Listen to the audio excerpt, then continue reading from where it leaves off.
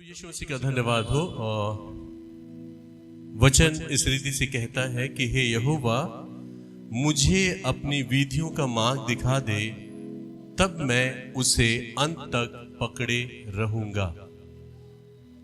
दाऊद यहां परमेश्वर से प्रार्थना करता है और कहता है कि हे यहोवा, मुझे अपने नियम और विधियों को सिखा दे, ताकि तब तक मैं उन नियमों को अपने जीवन के अंत तक पकड़े रह सकूं। ঈশ্বর যিনি সত্যি অনেক মহান আর পবিত্র, আজকে এই যে জীবন আমরা পেয়েছি, এই জীবন जो परमेश्वर ने हमें और आपको दिया, এটা সত্যি অনেক ইম্পর্টেন্ট, অনেক গুরুত্বপূর্ণ, অনেক বহুমূল্য জীবন। আজকে আমরা জেনারেলি দেখি যে কোনো মানুষের জীবনে বা যে কোনো নায়কের জীবনে বা মিনিস্টারের জীবনে আমরা বলতে পারি বা রাজার জীবনে বলতে পারি, তাদের জীবনের আরম্ভ হয়তো আমরা দেখি যে অনেক ভালোভাবে তাদের কাজগুলো হয়ে যাচ্ছে। हम किसी भी देश के राजा या नेताओं के आरंभ के बातों को जब लोग देखते हैं कि हाँ, उसने बहुत अच्छी तरह से अपने राज्य को चलाया या उसने बहुत अच्छी तरह से अपने राज्य का पालन पोषण किया, बहुत अच्छी रीति से उसने देखभाल की, सुनने के लिए हमें मिलता है। लेकिन कुछ दिनों के बाद आप उस काम से अपने आप को पीछे की ओर करने लगे और आपने उस काम को क्या किया? बंद कर दिया। तो क्या हमें पता चलता है कि एक व्यक्ति को जो रिस्पॉन्सिबिलिटी सौंपा गया था, काम दिया गया था, उसने शुरुआत में बहुत अच्छी तरह से किया, लेकिन अंत में उन्होंने अपने वायदे को, अपने प्रॉमिसेस को उसने संभाल कर नहीं रख पाया। और आज ये हम हर एक भाई बहनों के जीवन में इन बातों को हमें बहुत ध्यान देना है, क्योंकि सुलेमान ऐसा कहता है कि कार्य, किसी भी कार्य का आरंभ से उसका अंत बहुत क्या है? महत्वपूर्ण है। कोई भी काम मनुष्य आरंभ करता है, लेकिन उसका अंत कैसा होगा, कैसे हम करेंगे, इसके विषय में हमें बहुत सचेत और सावधान होना है। क्योंकि और एक पद अगर हम बाइबल का देखें, ऐसा लिखा है उसी नीति वचन में 14 अध्याय का 12 पद, प्रोवर्ब्स चैप्टर 14 वर्स 12, ऐसा मार्ग है जो मनुष्य को ठीक जान पड़ता है, परंतु उसके अंत में मृत्यु ही मिलती है। ऐसा भी मार्ग है जो मनुष्य को लगता है कि मैं बहुत ठीक कर रहा हूं, मैं बहुत अच्छा कर रहा हूं और मैं अच्छी तरह से चल रहा हूं, लेकिन यहां सुलेमान कहता है कि उसका अंत कैसा होता है? मृत्यु मिलती है, उसे कुछ भी हासिल नहीं होता।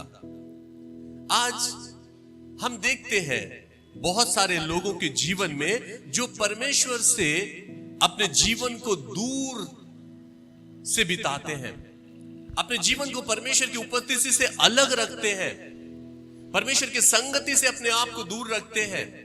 वो सोचते हैं कि मैं परमेश्वर के साथ हूं, वो समझते हैं कि मैं परमेश्वर की आराधना स्तुति करता हूं, लेकिन परमेश्वर की संगति से, उसकी उपस्थिति से काफी दूर में रहता हूं। और ऐसा सोच समझ कर चलने वाले लोगों का जीवन में क्या आता है? अंत उनका बहुत ही भयानक होता है, क्योंकि वो जीवन काल के समय में उसने परमेश्वर के साथ संगति रखना इतना वैल्यू नहीं दिया जितना उसे देना चाहिए था। आज बहुत सारे लोगों के जीवन में हम और आप देखते हैं, बाइबल जैसा बताता है कि पाप और बुराई आज बहुत सारे मनुष्य को परमेश्वर से क्या करती है? दूर ले जाती है। परमेश्वर ने मनुष्य को जो छुटकारा दिया, जो उद्धार दिया, मनुष्य उस उद्धार और छुटकारे को क्या करते हैं? ठुकरा देते हैं। मनुष्य परमेश्वर के प्रेम को भूल जाते हैं और इस प्रकार वो परमेश्वर के उस दया और करुणा से अलग हो जाते हैं और इस प्रकार उनका अंत कैसा होता है? बहुत ही भयानक होता है। आज ऐसे बहुत सारे मसीही भाई बहन हैं जिन्होंने परमेश्वर को विश्वास किया, जिन्होंने परमेश्वर को ग्रहण किया, और विश्वास ग्रहण करने के बाद उनका विश्वास ऐसा हो कि मैंने परमेश्वर को ग्रहण कर लिया है, अब अगर मैं मर भी जाऊं तो मैं सीधा कहां चल जाऊंगा? स्वर्ग चल जाऊंगा। ऐसे एक गलत सोच और गलत विचार में आज बहुत लोग चलते हुए आगे बढ़ते चले जा रहे हैं, लेकिन परमेश्वर के साथ कोई भी संपर्क नहीं है, परमेश्वर के साथ कोई भी व्यक्तिगत संबंध नहीं है। और इस प्रकार अंधियारे में बहुत सारे लोग अपने इच्छा के अनुसार आगे बढ़ते हुए चले जा रहे हैं। इसे सुलेमान ऐसा कहता है कि ऐसा भी मार्ग है जो मनुष्य को ठीक जान पड़ता है, परंतु उसके अंत में उसे मृत्यु मिलती है। आज हम प्रभु यीशु मसीह का धन्यवाद करते हैं क्योंकि सचमुच परमेश्वर महान है। वो हमारे और आपके जीवन को अपने करीब लाया, इसलिए ताकि हम जिस प्रकार आनंद से अपने जीवन को यीशु मसीह के चरणों में समर्पित किए, उद्धार का आनंद हम लोगों ने महसूस किया अपने जीवन में, शांति को हम लोगों ने पाया, और वैसे ही आनंद और शांति में हमारा अंत होने पाए, ये परमेश्वर की आशा है हमारे और आपके जीवन से।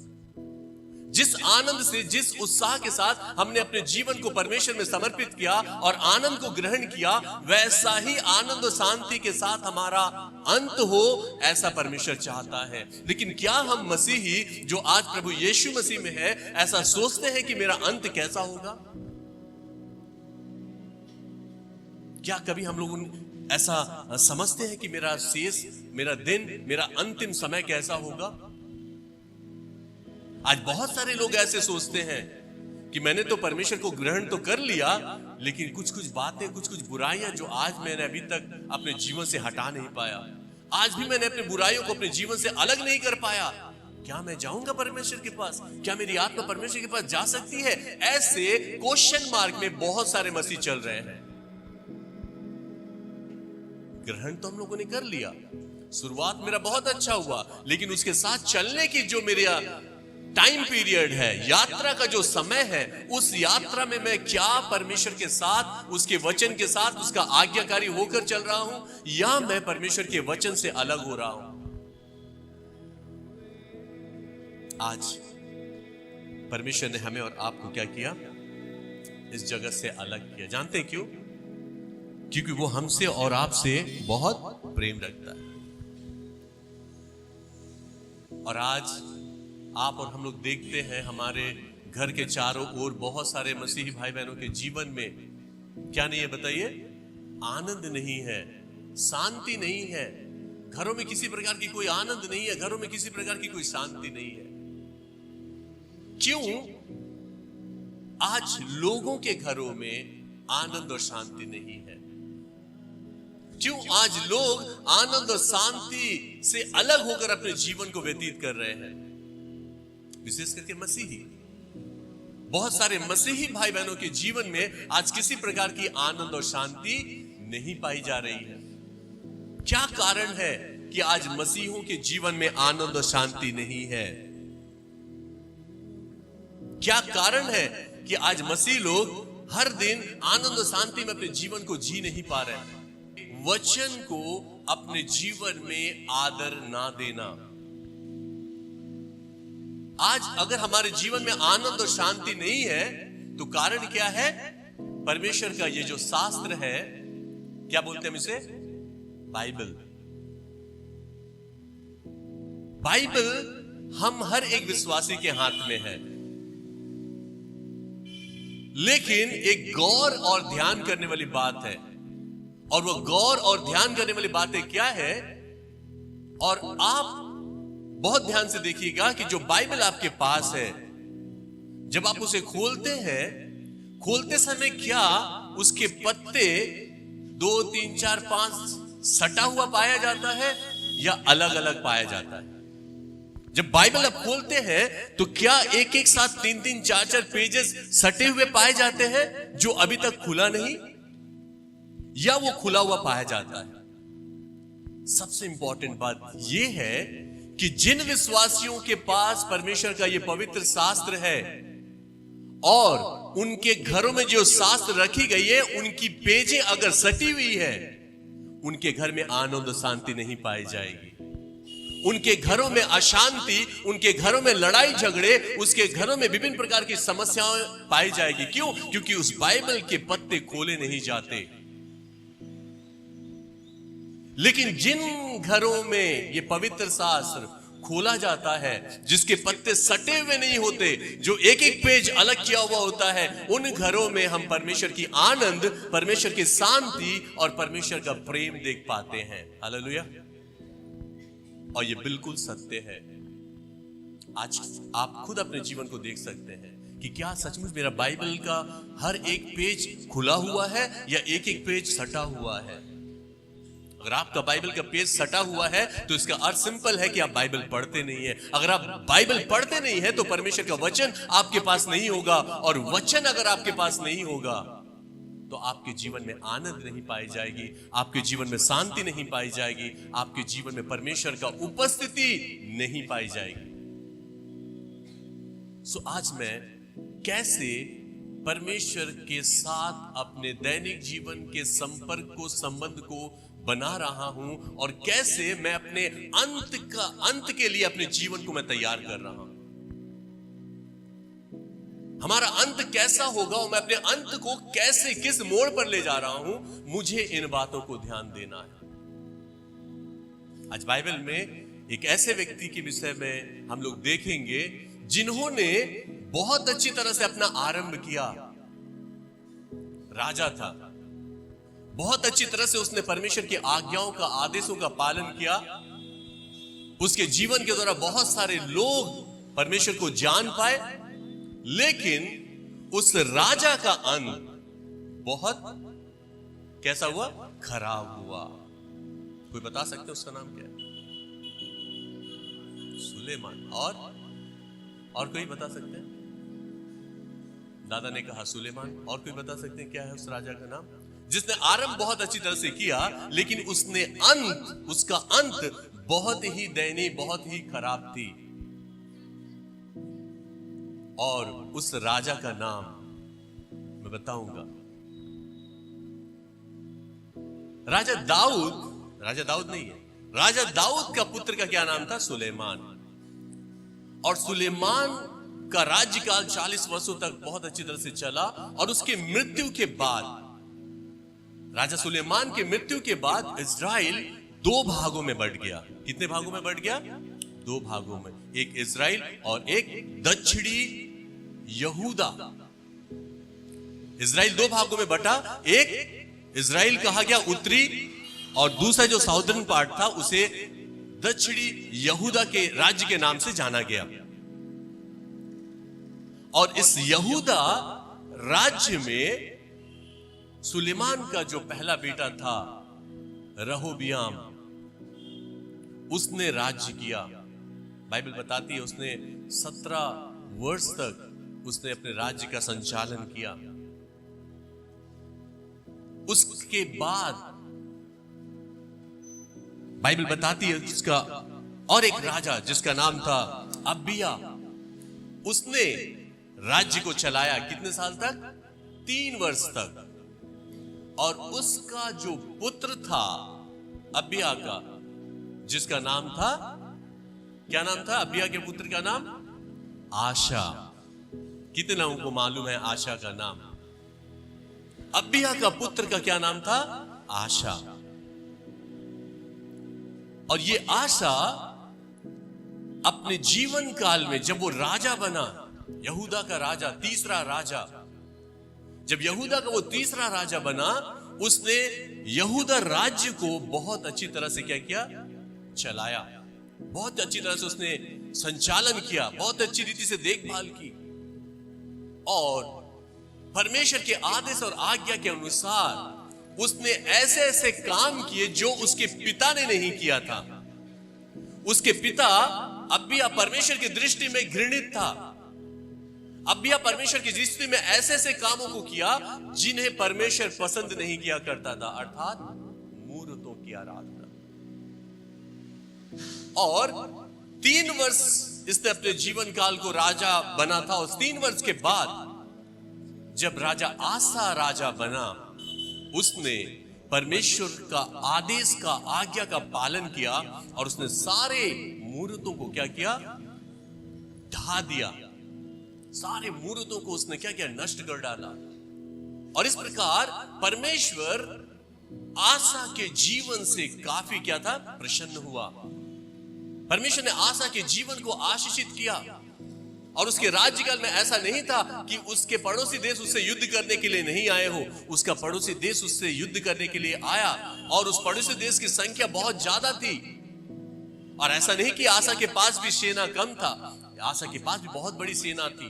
लेकिन उस युद्ध में जाने से पहले उसने सेना का भय उसने अपने मन में उसने नहीं रखा। उसने परमेश्वर की सहायता ली। हे परमेश्वर, तू मेरी सहायता कर और इस युद्ध में तू मुझे जय दे। और परमेश्वर ने उसकी विनती को स्वीकार किया और राजा आसा को उस युद्ध में विजय दिया। और इस प्रकार बाइबल हम जब देखते हैं, इस यहूदा के जो राज्यकाल में 28 राजा यहूदा के राज्य में बनाए गए। और उस 28 राजा में सबसे पहला राजा था रहूबियाम, उसके बाद अबिया, और उस यहूदा राज्य का तीसरा राजा था क्या? आशा, जिसने 41 ईयर्स 41 वर्ष उसने शासन किया। उसके पिताजी ने कितने साल किया? 3 वर्ष। लेकिन उसके बेटे ने कितना वर्ष किया? 41 वर्ष तक उसने परमेश्वर की महिमा की, परमेश्वर की आज्ञाओं का पालन किया। इवन उसके घर में उसकी माता असेर मूर्तों की आराधना किया करती थी। और उसने अपने घर में उसकी माता, उसकी सारे आराधक चीजों को उसने क्या किया? दूर किया अपने घरों से। और परमेश्वर उसकी सेवा से, उसकी निष्ठा से, उसकी भक्ति से काफी प्रसन्न हुआ। और बाइबल हमें ऐसा बताती है कि उस आसा के जीवन काल में उसने अद्भुत रीति से उस देश में, उस राज्य में आनंद और शांति आई। हालेलुया। जानते क्यों? क्योंकि उसने अपने राज्य में रहने वाले लोगों को सिखाया। क्या सिखाया? परमेश्वर का वचन को अनुसरण करके हमें आगे चलना है। परमेश्वर के वचन को ध्यान करते हुए हमें आगे बढ़ना है। और उसकी प्रजा भी, सभी लोग परमेश्वर के वचन को क्या करते थे? ध्यान करते थे और वचन के अनुसार अपने जीवन को व्यतीत करते थे। और इस प्रकार राजा आसा के जीवन के द्वारा उसके राज्य में क्या बनी थी? शांति बनी थी। রাজা আসার জীবনকালে তাদের সমস্ত রাজ্যের মধ্যে কি ছিল? আনন্দ আর শান্তি ছিল। অনেক ভালোভাবে রাজা এগিয়ে যাচ্ছিলেন, बहुत अच्छी तरह से परमेश्वर की महिमा करता हुआ, सेवा करता हुआ वो आगे बढ़ता हुआ चला जा रहा था। बहुत अच्छी तरह से शुरुआत थी राजा आसा की। लेकिन हम यहां देखते बाइबल का कुछ वचन, दूसरा इतिहास अगर हम लोग निकालें, उसका 16 अध्याय का मैं कुछ पद पढ़ता हूं। 11 पद से लेकर 12 पद तक मैं पढ़ता हूं। आप लोग अपने अपने बाइबल में देखेंगे। दूसरा इतिहास 16 अध्याय का 11 और 12 पद। यहां ऐसा लिखा है, आदि से लेकर अंत तक आसा के काम यहूदा और इज़राइल के राजाओं के वृत्तांत में लिखे हैं। आदि से लेकर अंत तक आसा के सारे काम, उसके सारे कार्यों का विवरण लिखा गया था। और अपने राज्य के 39वें वर्ष में आसा को पांव का रोग हुआ और वह रोग अत्यंत बढ़ गया, तो भी उसने रोगी होकर यहोवा की नहीं वैद्यों की ही शरण ली। सबसे इंपॉर्टेंट बात, आशा जो शब्द है, इस आशा शब्द का अर्थ क्या है? सबसे पहले हमें इसे जानना है। आशा जी वर्ड, इस वर्ड का अर्थ क्या है? आशा वर्ड का अर्थ है वैद्य, फिजिशियन, या हम उसे डॉक्टर कह सकते हैं। और इस आसा ने अपने पूरे यहूदा राज्य का क्या किया? ट्रीटमेंट किया। हर एक बुरे लोगों को उसने उसके बुराई से छुड़ाकर परमेश्वर के मार्ग में चलना सिखाया। हर एक मनुष्य का, हर एक राज्य का, इवन अपने घर तक का उसने क्या किया? ट्रीटमेंट किया, चिकित्सा किया। लेकिन देखा गया क्या? अंत में जो खुद स्वयं डॉक्टर था, उसने अपनी चिकित्सा वो खुद नहीं कर पाया। आज कई बार बहुत सारे लोगों के जीवन में देखा जाता है, वो दूसरों को उपदेश देते हैं, दूसरों को भली बातों को कहते हैं, दूसरों के अच्छाई की बातों को करते हैं, लेकिन खुद अपने जीवन में ही बुराई से जकड़े हुए होते हैं। दूसरों को सलाह देते हैं, लेकिन अपने जीवन में ही बहुत सारी बुराइयां जकड़ी हुई होती है। और ऐसा ही सिचुएशन आसा के जीवन में देखा गया। उसने परमेश्वर से अपने मन को हटाया। यहां पर उसी 16 अध्याय का 7 पद में ऐसा लिखा है कि उस समय हनानी दर्शी यहूदा के राजा आसा के पास आकर कहने लगा, तूने जो अपने परमेश्वर यहोवा पर भरोसा नहीं रखा, वरन अराम के राजा ही पर भरोसा रखा है, इस कारण अराम के राजा की सेना तेरे हाथ से बच गई है। क्या कूसियों और लूबियों की सेना बड़ी ना थी? और क्या उसमें बहुत से रथ और सवार ना थे? तो भी तूने यहोवा पर भरोसा रखा था, और इस कारण उसने उनके रथों को तेरे हाथ में कर दिया। देख 9 पद, यहोवा की दृष्टि सारी पृथ्वी पर इसलिए फिरती रहती है कि जिनका मन उसकी ओर निष्कपट रहता है। परमेश्वर की नजर इस पृथ्वी पर रहने वाले हर एक मनुष्य की ओर फिरती रहती है, घूरती रहती है, और वो देखती रहती है कि किसका मन मेरे प्रति निष्कपट है। उसकी सहायता करने में वह अपनी सामर्थ दिखाए। और तूने यह काम मूर्खता से किया है, इसलिए अब से तू लड़ाइयों में फंसा रहेगा। ऐसा हनानी दर्शी यहूदा के राजा आसा से कहा। और इस प्रकार परमेश्वर ने क्या किया? जब देखा कि उसका मन मुझसे अलग हुआ, तो उसे वापस फेर लाने के लिए परमेश्वर ने आसा के पैर में एक रोग दिया, एक व्याधि, एक ऐसा रोग जो काफी पेन, काफी दर्द और कष्ट से, पीड़ा से वो तड़पने लगा। जनरली हम और आप जब किसी शारीरिक रोग और दुर्बलता में जब ग्रसित होते हैं, तो हम लोग क्या करते हैं? सबसे पहले एक विश्वासी क्या करता है? एक विश्वासी सबसे पहले परमेश्वर के आगे प्रार्थना करता है, दुआ करता है, मांगता है कि प्रभु इस रोग से तू मुझे छुटकारा दे। और जब वो काफी समय तक प्रार्थना करने के बाद ठीक नहीं होता, तब वो जाकर सेकेंड ऑप्शन डॉक्टर्स को वो दिखाते हैं। लेकिन राजा आसा ने क्या किया जो परमेश्वर की दृष्टि में उचित नहीं था? राजा आसा ने अपने जीवन काल में हर समय देखा कि जब जब उसने परमेश्वर से प्रार्थना किया था, परमेश्वर ने उसकी प्रार्थनाओं को सुना था, उसकी सहायता की थी।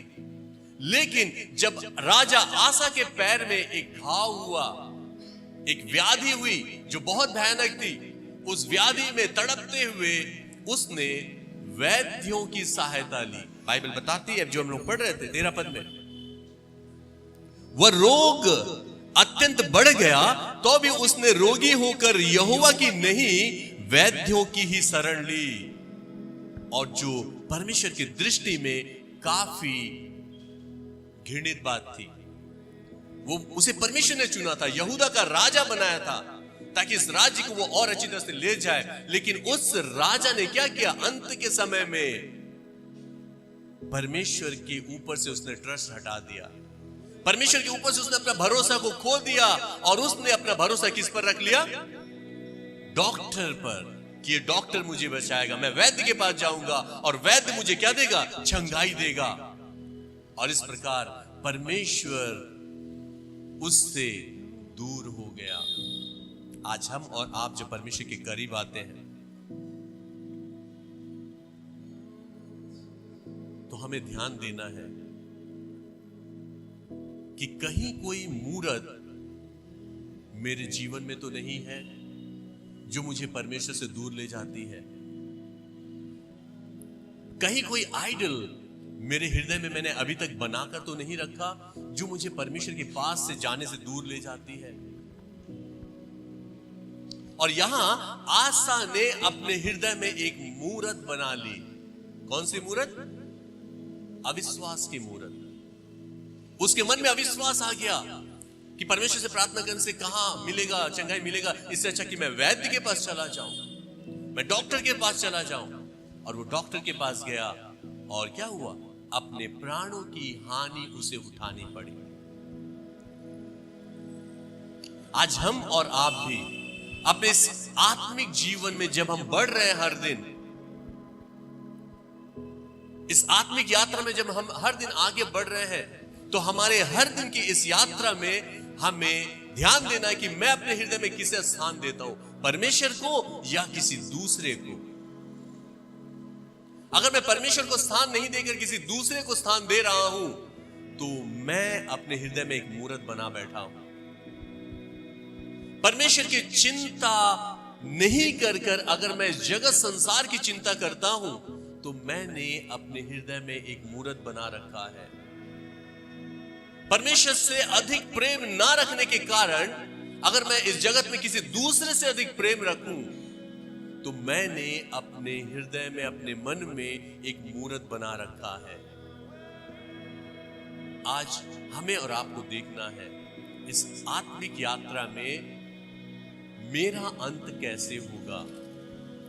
मुझे इस आत्मिक यात्रा में अपने दैनिक जीवन में बहुत ध्यान से, सतर्कता से देखना है कि इतनी अच्छी तरह से मैं आगे जब बढ़ रहा हूं आत्मिक दृष्टि से, परमेश्वर की आराधना करता हुआ, उसके भजन को गाता हुआ, उसकी सेवा करता हुआ, कहीं बीच में मैं परमेश्वर को छोड़ना था, कहीं बीच में मैं उसके आदेशों का, उसकी आज्ञाओं का उल्लंघन ना कर दूं।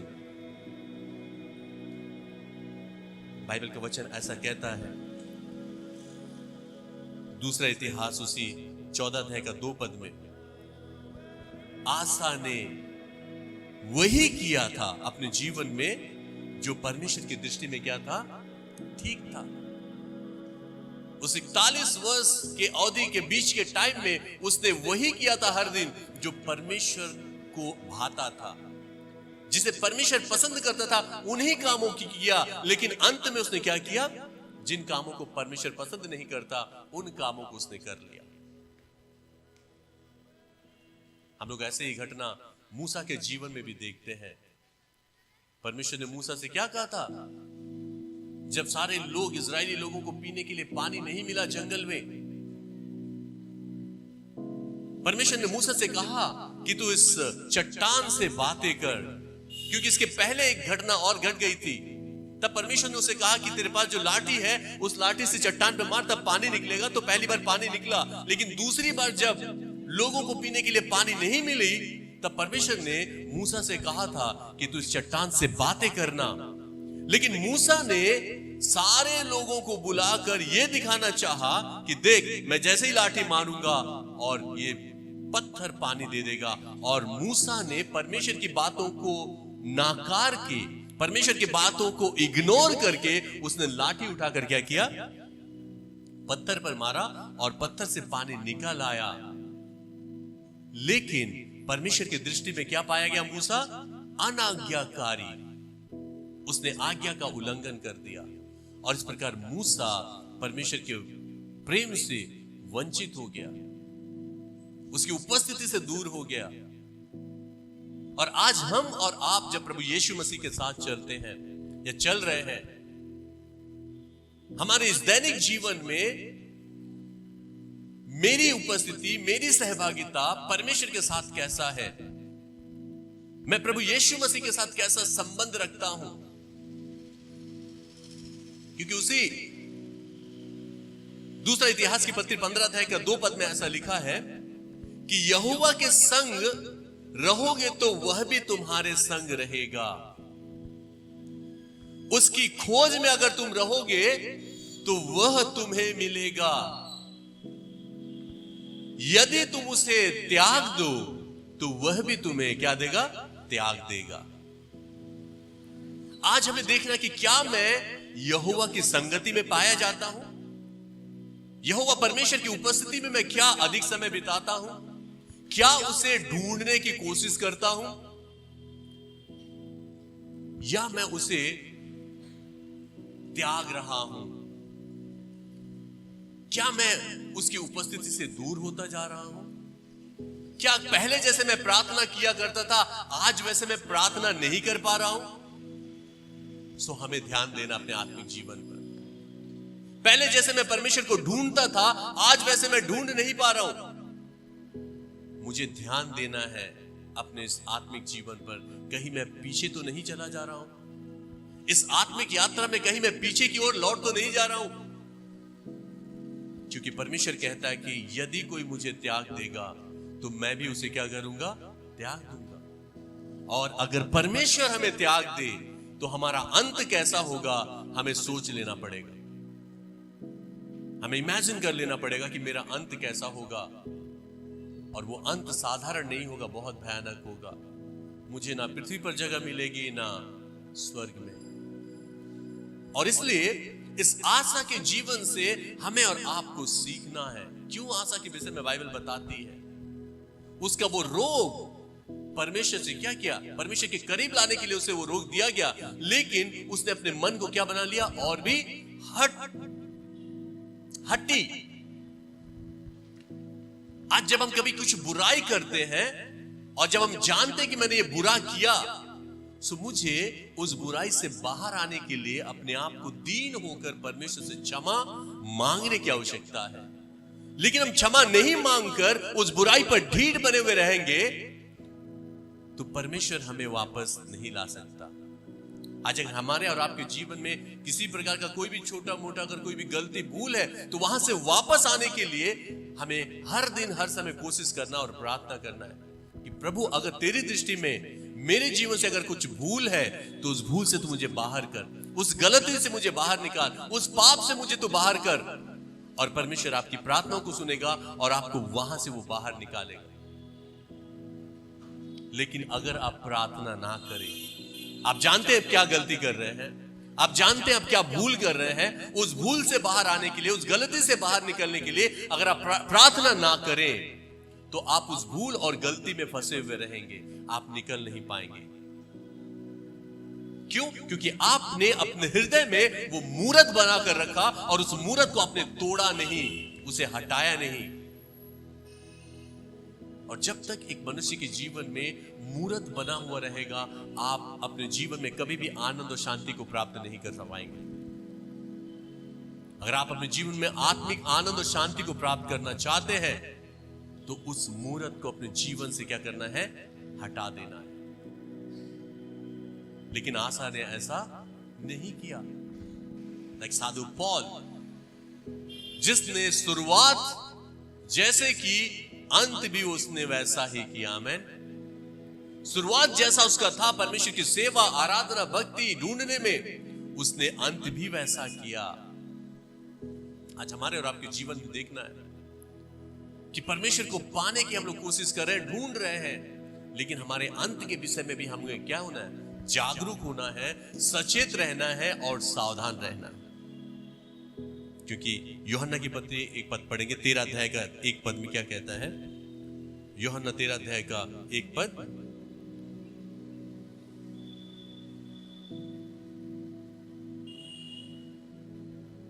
फसह के पर्व से पहले जब यीशु ने जान लिया कि मेरी वह घड़ी आ पहुंची है कि जगत छोड़कर पिता के पास जाऊं, तो अपने लोगों से जो जगत में थे जैसा प्रेम वह रखता था, अंत तक वैसा ही प्रेम रखता रहा। आमीन, हालेलुया।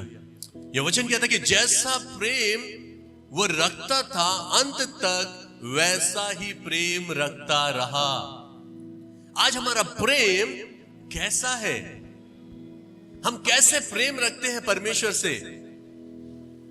जिस प्रेम को जिस समय मैंने परमेश्वर को ग्रहण किया था, क्या वैसा ही प्रेम उस दिन से लेकर आज तक मेरा वैसा ही है, या मेरे प्रेम में कमी आ गई, मेरे प्रेम में घटी हो गई? आज कैसा प्रेम मैं अपने घर के लोगों से रखता हूं, कैसा प्रेम मैं अपने मंडली के भाई बहनों से रखता हूं, कैसा प्रेम मैं अपने चर्च के लोगों से रखता हूं? क्या मेरे प्रेम में आनंद है? क्या मेरे प्रेम में शांति है? क्या मेरे प्रेम में धीरज है? क्या मेरे प्रेम में एकता है? यहां वचन कहता है कि जैसा प्रेम वह रखता था, अंत तक वैसा ही प्रेम करता रहा। आज मनुष्य के जीवन में देखा क्या जाता है, 1 2 दिन 3 दिन 1 सप्ताह 1 महीना प्रेम में रहेंगे, फिर उसके बाद 1 सप्ताह 2 महीना 3 महीना कोई प्रेम नहीं पाया जाता। क्या पाया जाता प्रेम के बदले? क्रोध, हिंसा, नफरत। उसको देखेंगे नहीं, उससे बात नहीं करेंगे। और ऐसा स्वभाव लेकर आज बहुत सारे विश्वासी चल रहे हैं। लेकिन यीशु मसीह ने क्या कहा कि जैसा प्रेम वो रखता था, अंत तक उसने वैसा ही प्रेम रखा। हमारी प्रेम कैसी है? हमारी भक्ति कैसी है?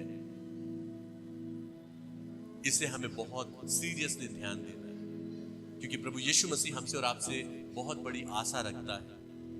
उसकी आशा निराशा में ना बदल जाए, इसके लिए हमें और आपको सचेत होना है कि जिस प्रकार प्रभु यीशु मसीह ने निष्कपट प्रेम रखा, वैसा ही निष्कपट प्रेम मैं भी अपने हृदय में रखूं। और वो निष्कपट प्रेम हम तभी रख पाएंगे जब हम अपने आप को इस जगत से, अपने आप को पूरी तरह से क्या कर लेंगे? खत्म कर देंगे। जब तक हम मर नहीं जाते, तब तक वो निष्कपट प्रेम हमारे हृदय में प्रवेश नहीं करेगा। क्योंकि परमेश्वर आत्मा है, और हम और आप ये जानते हैं कि जिस परमेश्वर की आराधना हम और आप करते हैं वो आत्मा है, और उसकी आत्मा हमारे और आपके पास है। और जैसा उसने कलवरी क्रूस पर हमसे और आपसे इतना प्रेम किया कि अपने लहू को उसने बहाया, सो मेरा प्रेम भी अपने घर के लोगों के लिए, अपने भाई बहनों के लिए, अपने पड़ोसियों के लिए, अपने चर्च के लोगों के लिए वैसा ही प्रेम पाया जाए। आमीन। लेकिन अगर प्रेम ही ना हो तो हम मसीह नहीं हुए। अगर एक मसीह में प्रेम ही नहीं तो वो मसीह नहीं कहलाता। सो आज यीशु मसीह हमारे और आपके जीवन में, हमारे और आपके जीवन में वो अपने आप को देखना चाहता है। वो हमारे और आपके जीवन से अपने प्रेम को हर एक भाई बहन तक पहुंचाना चाहते हैं। सो मेरा प्रेम कैसा है? मैं कैसा प्रेम रखता हूं? क्या सच में प्रभु यीशु मसीह जैसा, या इस जगत के लोगों के जैसा, संसारिक लोगों के समान मेरा प्रेम है? हमें अपने आप में जांचना है, हमें अपने आप में टटोलना है, क्योंकि अंत सभी का बहुत निकट है। हम सभी का अंत बहुत निकट है, लेकिन हमारा अंत कैसा होगा? क्या मेरा अंत स्वर्ग में होगा या मेरा अंत नरक में होगा? मुझे ध्यान देना है, क्योंकि प्रभु यीशु मसीह ने अंतिम उसने कहकर वो गए थे, जो हम लोग मत्ती रचित सुसमाचार उसका 28 अध्याय का 20 पद में हम लोग देखते हैं। और उन्हें, मेरे साथ सभी बोलेंगे, और उन्हें सब बातें जो मैंने तुम्हें आज्ञा दी है मानना सिखाओ, और देखो मैं जगत के अंत तक सदा तुम्हारे संग हूं। आमीन। परमेश्वर कहता है कि देखो जो बातें मैंने तुम्हें आज्ञा दी वो उसे मानना सिखाओ। अगर आप परमेश्वर के आदेशों को, आज्ञाओं को मानेंगे, उसका पालन करेंगे, परमेश्वर कहता है तो देखो मैं जगत के अंत तक सदा तुम्हारे संग हूं। परमेश्वर को आप अगर अपने साथ सदा सर्वदा रखना चाहते हैं, देखना चाहते हैं, तो उसके आदेशों को, उसके आज्ञाओं को भय के साथ हमें क्या करना है? पालन करना। भय, एक भय, अगर भय आपके जीवन में है तो आप ढेरों आशीषों को पाएंगे। अगर आपका भय है कि मुझे वहां जाना है, मैं परमेश्वर के साथ रहना चाहता हूं, और वो भय आपको हर एक बुराई से, हर एक पाप से बचाएगी। लेकिन अगर आपके जीवन में भय नहीं है तो शैतान क्या करेगा? आपके जीवन को पाप में परिपूर्ण कर देगा, और इस प्रकार आपकी आत्मा परमेश्वर के राज्य से वंचित हो जाएगी। इसलिए मैं प्रभु यीशु मसीह का धन्यवाद करता हूं, क्योंकि राजा आसा ने अपने जीवन में अद्भुत रीति से परमेश्वर की महिमा की, सेवा की, लेकिन अंत में उसने क्या किया? परमेश्वर पर भरोसा रखना छोड़ दिया। और ये बातें इसलिए लिखी गई इस आत्मिक जीवन में भी हमें और आपको बहुत सावधानी से, ताकि इस आत्मिक यात्रा में मेरा पैर बाहर निकल ना जाए, मेरी सोच परमेश्वर के मार्ग से अलग ना हो जाए। इन सारी बातों को लेकर जब आप ध्यान रखेंगे और सावधानी पूर्वक चलेंगे तो निश्चय आशा जैसा मौत नहीं होगी। आज मैं प्रभु को धन्यवाद देता हूं। परमेश्वर सचमुच महान है, वो आज भी हमारे और आपके साथ है और इन वचनों के द्वारा वो हमें और आपको उसके मार्ग में चलने के लिए अच्छी तरह से अगुवाई करना चाहते हैं। हमारे जीवन में सबसे पहले क्या ना पाई जाए? किसी प्रकार का कोई आइडल, कोई मूर्त ना पाई जाए, किसी भी भाई बहन के विरुद्ध कोई बातें ना पाई जाए, सांसारिक अभिलाषा हमारे जीवन में ना पाई जाए। कोई भी बातें जो आपको, आपके हृदय में, आपके मनों में है, जो आपको बार बार आपको आघात करती है, आपको बार बार वो याद दिलाती है, इसका अर्थ है वो मूर्त आपके जीवन में आपने बना रखा है, उसे आप अपने मन से नहीं हटा रहे। और इन मूर्तों को हटाने के लिए हमें क्या करना है? अपने इस शास्त्र का पेज हर दिन खोलना है, हमें हर दिन से ध्यान करना है। और आप जितना इसे खोलेंगे, ध्यान देंगे, उतना ही आप अपने जीवन में आनंद और शांति और एक सुरक्षा जो परमेश्वर की ओर से मिलती है, आप अपने जीवन में अनुभव कर पाएंगे। सो मैं प्रभु यीशु मसीह का धन्यवाद करता हूं क्योंकि वो सचमुच महान है। और आज इस सुंदर समय के लिए मैं परमेश्वर को धन्यवाद देता हूं। परमेश्वर इस छोटे से वचन के द्वारा आप सभी भाई बहनों के जीवन को आशीषित